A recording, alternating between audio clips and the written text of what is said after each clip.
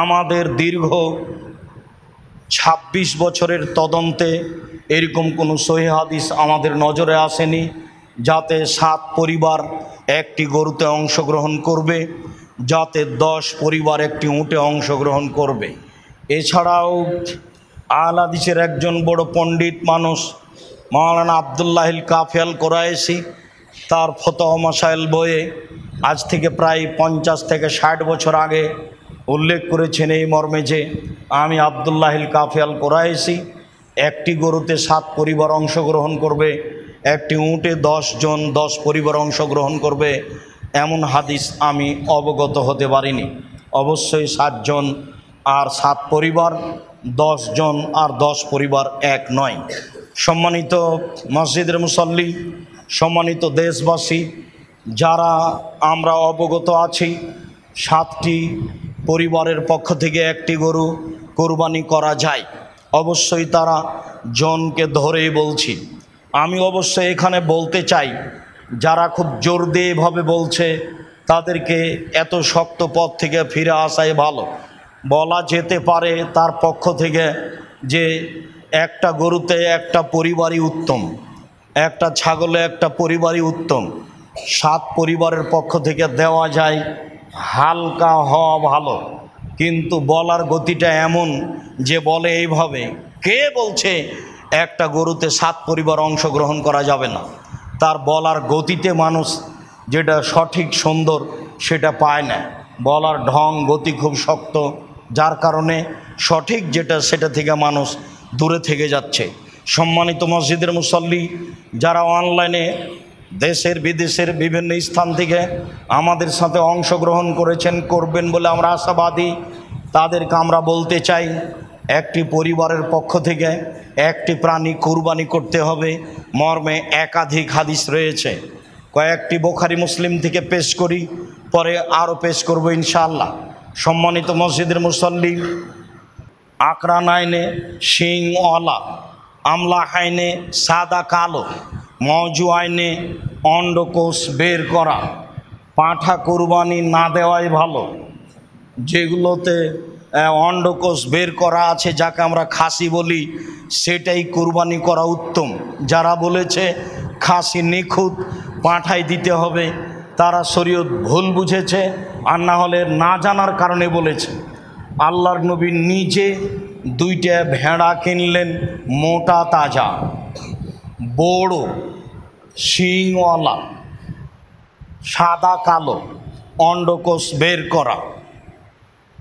জাবাহা আহাদাহুমা Lehmann Shaheda লিল্লাহি বিত্তাওহীদে ওয়া শাহেদাল্লাহু বিল বালাগা, ওদের নামে তিনি জবে করলেন যারা এক আল্লাহ বলে সাক্ষ্য দেয়, যারা তার রেসালাত পৌঁছেছেন, তিনি তার দায় দায়িত্ব এই বলে সাক্ষ্য দেয়, তাদের জন্য তিনি একটি পশু কুরবানি করলেন। ও জাবাহাল আখারা আন মোহাম্মদিন ও আলে মোহাম্মদিন, মোহাম্মদ সাল্লাল্লাহু আলাইহি সাল্লাম তার পক্ষ থেকে এবং তার পরিবারের পক্ষ থেকে আরেকটি পশু ভেড়া কুরবানি করলেন। অত্র সহিহ হাদিস প্রমাণ করে যে একটি পরিবারের পক্ষ থেকে একটি প্রাণী কুরবানি করতে হবে। 2, 3 আয়েশা রাদিয়াল্লাহু তাআলা আনহা বলেন, নাহার রাসূলুল্লাহ সাল্লাল্লাহু আলাইহি ওয়াসাল্লাম ফি হাজ্জাতিল বিদায়ে আন আজওয়াজিহি বাদনাতান ওয়াহিদা। রাসূল সাল্লাল্লাহু আলাইহি সাল্লাম তার পরিবারের পক্ষ থেকে বিদায় হজে একটি গরু কুরবানি করেছিলেন। অত্র সহিহ হাদিস প্রমাণ করে রাসূল সাল্লাল্লাহু আলাইহি সাল্লাম পরিবারের পক্ষ থেকে একটি প্রাণী কুরবানি করেছিলেন। মেখনাব ইবনে সুলাইম রাদিয়াল্লাহু তাআলা আনহু বলেন, কুন্না মান নবী সাল্লাল্লাহু আলাইহি সাল্লাম ওয়াকুফান বিআরাফা, আমরা একদা আল্লাহ রাসূলের সাথে আরাফার মাঠে অবস্থান করছিলাম। সামাইতুহু ইয়াকুল, আমি রাসূল সাল্লাল্লাহু আলাইহি সাল্লামকে বলতে শুনলাম, তিনি বললেন, ইয়া আইয়ুহান নাস ইন্না আলা কুল্লি আহলি বাইতিন ফি কুল্লি আমিন উজিয়া, মনে রেখো প্রত্যেকটা পরিবারের পক্ষ থেকে প্রতি বছর একটি প্রাণী কুরবানি করতে হবে। মনে রেখো প্রত্যেকটা পরিবারের পক্ষ থেকে অন্তত একটি প্রাণী কুরবানি করতে হবে। মনে রেখো, প্রত্যেকটা পরিবারের পক্ষ থেকে অন্তত একটি প্রাণী কুরবানি করতে হবে। রাসূল সাল্লাল্লাহু আলাইহি সাল্লাম যদিও বিদায় হজে 100টি কুরবানি করেছিলেন। মানুষ একাধিক কুরবানি করুক, যেহেতু নেকির কাজ, কুরবানি একাধিক করুক, 2-4টা 10টা 5টা 50টা করুক, নিজের নামে করুক আর নেকির জন্য করুক, ছেলেমেয়ের নামে করুক, সেটা ভিন্ন কথা। মরা মানুষের নামে কুরবানি চলে না, জীবিত মানুষের নামে কুরবানি চলে। যারা বলেছেন মরা মানুষের নামে কুরবানি করলে সেই গোশত ফকির মিসকিনকে নিয়ে দিয়ে দিতে হবে, এটা মন্তব্য মাত্র। কুরবানির পশু মরা মানুষের পক্ষ থেকে জবাই করতে হবে মর্মে যে হাদিস এসেছে, সে হাদিস অগ্রহণীয়। কাজেই যারা মারা গেছে তাদের নামে রয়েছে দান, তাদের নামে রয়েছে মুখের দোয়া, তাদের নামে কুরবানি নয়। তাদের নামে হজ করতে পারে, যা স্পষ্ট শরীয়ত দ্বারা প্রমাণিত হয়। রাসূল সাল্লাল্লাহু আলাইহি সাল্লাম একাধিক কুরবানি করেছেন মর্মে মানুষ একাধিক কুরবানি করতে পারে, তবে পরিবারের পক্ষ থেকে অন্তত একটি পশু কুরবানি করতে হবে, যা অত্র সহিহ হাদিসে প্রমাণিত হয়। আতা ইবনে ইয়াসার রাদিয়াল্লাহু তাআলা আনহু বলেন, সালতু আবু আইয়ুব আল আনসারী, আমি আইয়ুব আনসারীকে জিজ্ঞাসা করলাম, কাইফা বিকুম আল আযাহে ফিকুম আলা আহাদি রাসূলিল্লাহ সাল্লাল্লাহু আলাইহি সাল্লাম, আপনাদের রাসূলের যুগে কুরবানি কেমন ছিল? আপনাদের মাঝে রাসূলের যুগে কুরবানি কেমন ছিল? তখন আবু আইয়ুব আনসারী রাদিয়াল্লাহু তাআলা আনহু বলেন, কানার রাজুল ইজাহি বিসাত আনহানা আহলে বাইতেহি, রাসূলের যুগে আমরা ব্যক্তিরা তার পক্ষ থেকে, তার পরিবারের পক্ষ থেকে একটি ছাগল কুরবানি করতেন। একলু নয়ত এমনা, তারা নিজেরা খেতেন এবং খাওয়াতেন। একাধিক সহিহ হাদিস দ্বারা প্রমাণিত হয় যে মানুষকে তার পক্ষ থেকে এবং তার পরিবারের পক্ষ থেকে অন্তত একটি প্রাণী কুরবানি করতে হবে। রমজান আসলেই 12 মাস 12 মাস সব 3-4 ভাই পৃথক পৃথক খায়। আবার যখন কুরবানি এসেছে তখন সব টাকা এক জায়গাতে জমা করে একটা গরু কুরবানি দিয়েছে। এভাবে মজাক করলে হবে? যার ভাত অন্ন সেটাই পরিবার। ভাইয়েরা তো সারা বছরই ভিন্ন ভিন্ন খায়, ভিন্ন ভিন্ন উপার্জন করে। হ্যাঁ, একটা কাজ করতে পারে, সবার নামে করলে একটা করে প্রাণী ছাগল, আর সব টাকা জমা করে বাপের নামে করলো একটা গরু, দিয়ে সবাই গোশত ভাগ করে নিল, তা করা যায়। কিন্তু টাকা জমা করে একটা গরু সবাই মিলে দিবে, এই পদ্ধতি রাসূল সাল্লাল্লাহু আলাইহি সাল্লামের নয়।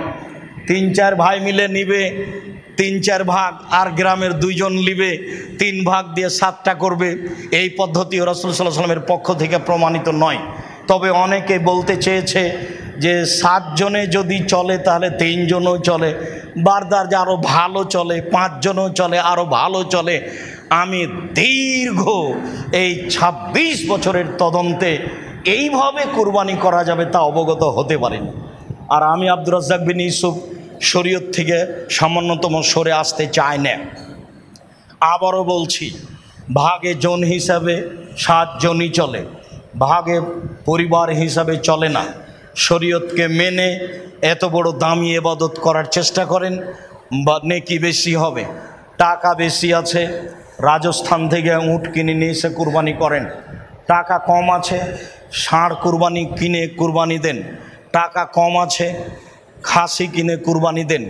টাকা কম আছে, ছাগি কিনে কুরবানি দেন। টাকা কম আছে, ভেড়া কিনে কুরবানি দেন। একটা গরুর ভাগে যত টাকা লাগে ওই টাকা দিয়ে অন্তত বর্তমান বাজারে 3টে ভেড়া কিনে পাওয়া যায়। গোশত খাওয়ার উদ্দেশ্যে কুরবানি করলে তো তাহলে এটা কবুল হবে না, উদ্দেশ্যই তো উল্টা হয়ে আছে। লা ইয়ানালাল্লাহু লুহুমুহা ওয়ালা দিমাউহা ওয়ালাকিন ইয়ানালুহু তাকওয়া মিনকুম, আল্লাহর নিকটে তোমাদের কুরবানির গোশত, কুরবানির রক্ত পৌঁছে না, পৌঁছে তোমাদের অন্তর। যার নিয়ত পরিষ্কার, টাকা বৈধ, তারই কুরবানি কবুল হয়, এছাড়া কুরবানি কবুল হয় না। সম্মানিত মসজিদের মুসল্লি, আরও শেষের অংশে এসে একটি কথা বলতে চাই যে কুরবানির গোশত আমরা সাধারণত 3 ভাগে ভাগ করে থাকি। বিশেষভাবে চাঁপাই নবাবগঞ্জ, রাজশাহী এবং ইন্ডিয়ার আরও কিছু কিছু জেলায় 3 ভাগে ভাগ করা হয়। দুই ভাগ নিয়ে আসা হয়, এক ভাগ বিকালে মাথা পিছু ভাগ করে নেওয়া হয় গ্রামবাসী মিলে। আসলে এই পদ্ধতি হারাম না হলেও তা পছন্দনীয় নয়। আবার কোনো কোনো এলাকায় মানুষ হারে কিছু দিয়ে দেওয়া হয় আর সব নিয়ে চলে আসা হয়, এটাও ঠিক নয়। হ্যাঁ, তিনটার পদ্ধতির মর্মে কোনো হাদিস সহি নেই। যে হাদিস এসেছে যে 3 ভাগের 1 ভাগ নিজে খাবে, 3 ভাগের 1 ভাগ গরিব প্রতিবেশীকে দিবে, আর 3 ভাগের 1 ভাগ ফকিরকে দিবে যারা ভিক্ষে চায়, মর্মে হাদিসটি মানুষের বানানো নিতান্তই জয়ীফ। কাজে এ হাদিসকে দলিল সামনে রেখে কুরবানির গোশত 3 ভাগে ভাগ করতে হবে এ কথা নয়, 3 ভাগ করলে নাজায়েজ হারাম হবে এ কথা নয়। তবে আমরা পছন্দ মনে করি 3 ভাগের 1 ভাগ যে দিয়ে এসেছেন 10-এর মধ্যে এটা দিয়ে এসেছেন, যাক ওটা ভাগ করে নেই করা যারা কুরবানি দেয়নি। আমার এক চাচা বলছেন, আব্দুর রাজ্জাক তাহলে তো ওদেরই গোশত বেশি হয়ে যাবে। তো তাতে কি আছে, ওদের গোশত যদি বেশি হয় হোক, কিন্তু 3 ভাগের 1 ভাগ দিয়ে এসেছেন আর নিতে যাবেন কেন? আবার যারা বলছে নিতে গেলে ওটা বমি করার মতো হয়ে গেল, দান করেছে আবার ফিরিয়ে নিল। কুরবানির গোশত অত ছোট জিনিস নয়, খুব দামি গোশত, খুব সম্মানী, দিয়ে এসেছে আবার নিতে গেলে সেটা ওই বমন হয়ে গেল, এ কথা বলা যাবে না। কুরবানির গোশতের উপর এরকম কোনো মন্তব্য করা ঠিক নয়। কুরবানি যেমন খুব দামি পশু, কুরবানির গোশত তেমন দামি জিনিস, একে ফকির মিসকিনকে দিতে শিখতে হবে। রাসূল সাল্লাল্লাহু আলাইহি সাল্লাম 3 দিনের বেশি খেতে নিষেধ করেছিলেন। পরবর্তীতে যখন সমস্যা দূর হয়ে গেল, সবার যখন টাকা পয়সা অবস্থা ভালো হয়ে গেল, তখন তিনি বললেন, কুলু ওয়াদ্দাখেরু ওয়াতেমু মা বাদালাকুম, এখন তোমরা খাও, বাড়িতে জমা করে রাখো এবং দাও, যা পারো দাও, যা পারো খাও, যা পারো জমা রাখো। দেওয়ার বিষয়টা আপনার উপরে নির্ভর করে। 2 কেজি দিয়ে বাকি রেখে দিলেন, এটা কৃপণতা করে আপনি সফল হতে পারবেন না। অথচ 100 জন নেওয়ার জন্য আছে, কেউ নেওয়ার জন্য নেই, তা আপনি সবই রেখে দিলেন, ভালো কথা রাখেন। অনেকে নেওয়ার জন্য আছে, আপনি সেখানে 2 কেজি দিয়ে বাকি রেখে দিলেন, এটা স্পষ্ট কৃপণতা। এটা মানুষকে বোঝানো সহজ, আল্লাহকে বোঝানো সহজ নয়। কেননা দিতে হবে, এটা আল্লাহর আদেশ। আল্লাহ তাআলা বলছেন, ফাকুলু ওয়াতেমুল বাইস ওয়াল ফকির, তোমরা কুরবানির গোশত নিজেরা খাও, দুস্থ গরিব ফকির মিসকিনকে খেতে দাও, এটা আল্লাহর আদেশ। কুরবানির সাথে আকিকার কোনো সম্পর্ক নেই। আকিকা 7 দিনের দিনই দিতে হবে। 7 দিনের আগে বাচ্চা মারা গেলে আকিকা চলে না, 7 দিনের পরে আকিকা চলে না, এ কথাই ঠিক। 14 দিনে আকিকা চলে মর্মে হাদিস জয়ীফ, 21 দিনে চলে মর্মে হাদিস জয়ীফ, জীবনে কোনো একদিন চলে মর্মে হাদিস জয়ীফ, এসব হাদিস আমলযোগ্য নয়। আকিকা গরু দিয়ে চলে না, আকিকা উট দিয়ে চলে না, আকিকা শুধুমাত্র ছাগল ছাগি, দুম্বা দুম্বি, এই 4 প্রকার, 2 শ্রেণীর 4 প্রকার দিয়ে চলে। আর কুরবানি ছাগল ছাগি, দুম্বা দুম্বি, গরু গাভী, মহিষ মহিষী, উট উটনি সব দিয়ে চলে। গোশত দিতে বাধ্য। আশেপাশে যদি গরিব মানুষ না থাকে আর যদি না দেয়, তাহলে এ গুনাহগার হবে, এ আল্লাহর আদেশকে মানেনি, এ কৃপণ, সে ক্ষতিগ্রস্ত হবে। আর আকিকার গোশত ব্যক্তিগত গোশত, সে খাবে কি দিবে সেটা তার ব্যাপার। আকিকা করে নেকি হয় না, আকিকা করে বাপের জিম্মেদারি নামে। আর কুরবানি হচ্ছে নেকির কাজ, কুরবানি অনেক বড় নেকির কাজ। যেসব মাধ্যম দিয়ে আল্লাহকে খুব বেশি সন্তুষ্ট করা যায়, তার একটা বড় মাধ্যম হচ্ছে কুরবানি। সম্ভবপর মানুষ কুরবানি করার চেষ্টা করবে আল্লাহকে সন্তুষ্ট করার জন্য, এ কথাই ঠিক। আলোচনার শেষে এসে আরেকটি কথা, উম্মু সালমা রাদিয়াল্লাহু তাআলা আনহা বলেন, রাসূল সাল্লাল্লাহু আলাইহি সাল্লাম বলেছেন, মানরা হেলাল জিলহিজ্জা ওয়ারাদা ইউজাহিয়া ফালা ইয়াখুজ মিন শারিহি ওয়ালা মিন আসফারিহি, কেউ যদি কুরবানির চন্দ্র দেখে তাহলে সে নখ চুল কাটতে পাবে না, এটা আল্লাহ রাসূলের আদেশ। যারা কুরবানি করবে তাদের উপরে এই আদেশ, এ কথাই ঠিক। ছেলে মেয়ে যদি না করে, নাও করতে পারে, তবে ছেলে মেয়ে যারা কুরবানি দিচ্ছে না তারা নখ কাটলে গুনাহগার হবে, এ কথা নয়। আর চন্দ্র উঠলে, কুরবানির চন্দ্র উঠলে গরু ছাগল জবে করা যাবে না, এ কথা মিথ্যা। গরু ছাগল জবে করতে পাবে না যে হজ করার জন্য এহরাম বেঁধেছে সে স্বাভাবিক মানুষ। যেদিন হজের আলোচনা আপনার জুলহিজ্জার আলোচনা আসবে সেদিন আমরা আপনাদের সামনে বিস্তারিত বলবো। আজকের আলোচনার পুনরাবৃত্তি। সম্মানিত মসজিদের মুসল্লি, আমাদের যে কুরবানি, এই কুরবানি ইব্রাহিম আলাইহিস সালামের কুরবানি। ইব্রাহিম আলাইহিস সালাম থেকে যে কুরবানি চালু হয়েছে সেটাই আমাদের কুরবানি। যদিও কুরবানি প্রথা আদম আলাইহিস সালাম থেকেই চালু রয়েছে। আদম আলাইহিস সালামই তার 2 ছেলেকে কুরবানি করার জন্য আদেশ করেছিলেন, যা কোরআন মাজিদ দ্বারা প্রমাণিত হয়। ইতিহাস আমরা সংক্ষিপ্তভাবে উল্লেখ করেছি। এরপরে বলতে চাচ্ছি, সম্মানিত মসজিদের মুসল্লি, দাঁত দেখে, লেজ ভালো দেখে, কান দেখে, চক্ষু দেখে কুরবানি কিনতে হবে। এটা আল্লাহ রাসূলের আদেশ। আল্লাহকে সন্তুষ্ট করার জন্য পশু কিনতে হবে কুরবানির, এ কথাই ঠিক।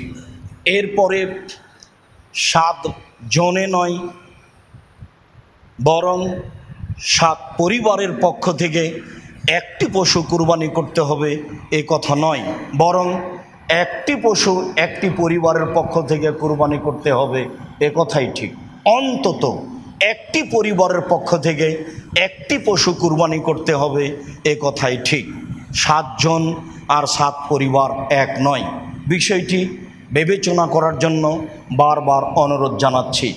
একটি পশুতে 7 জন অংশগ্রহণ করতে পারবে না, এ কথা আমরা কোনো দিনই বলিনি। একটি গরুতে 7 জন অংশগ্রহণ করতে পারে, একটি উটে 10 জন অংশগ্রহণ করতে পারে, তবে 10 পরিবার অংশগ্রহণ করবে এমন হাদিস আমাদের অবগতিতে আসেনি।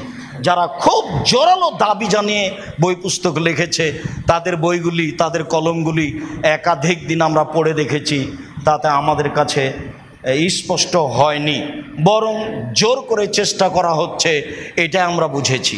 সরাসরি যেটা প্রমাণ হচ্ছে সেটাই করলে ভালো হবে। একাধিক হাদিস রয়েছে, ব্যক্তি ও তার পরিবারের পক্ষ থেকে অন্তত একটি পশু কুরবানি করতে হবে। সম্মানিত